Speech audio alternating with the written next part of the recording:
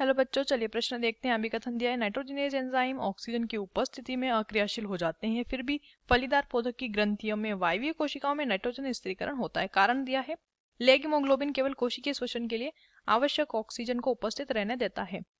विकल्प देख लेते हैं। ए और आर दोनों सत्य हैं, आर ए की सही व्याख्या है। ए और आर दोनों सत्य हैं लेकिन आर ए की सही व्याख्या नहीं है।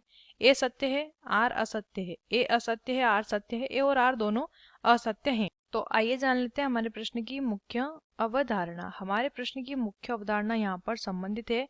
ये जो प्रश्न दिया है ये दिया है नाइट्रोजिनेज एंजाइम। नाइट्रोजिनेज एंजाइम यानी कि नाइट्रोजन स्थिरीकरण की प्रक्रिया से प्रश्न संबंधित है।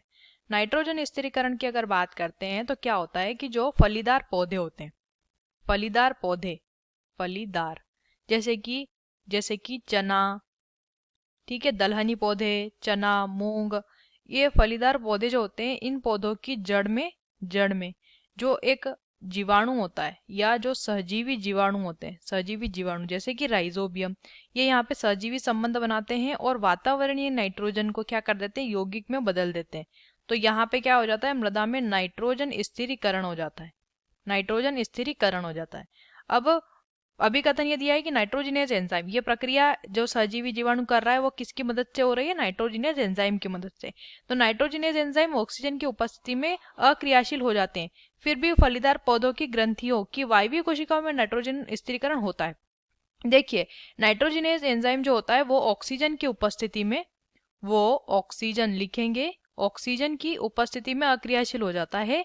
लेकिन जो फलीदार पौधों की जो ग्रंथियां होती है वहां पे तो ऑक्सीजन उपलब्ध होती है, तो वहां पर उतनी ही ऑक्सीजन होती है जितनी ऑक्सीजन इन जीवाणुओं को जीवित रहने के लिए, इन जीवाणुओं को जीवित रहने के लिए आवश्यक होती है।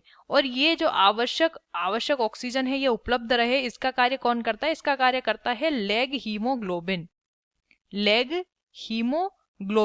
हीमोग्लोबिन क्या करता है, जितनी ऑक्सीजन उन जीवाणुओं को चाहिए उतनी ऑक्सीजन की उपलब्धता वहां रहने देता है। बाकी ऑक्सीजन क्या करता है, बाकी ऑक्सीजन ये वहां से बाहर कर देता है।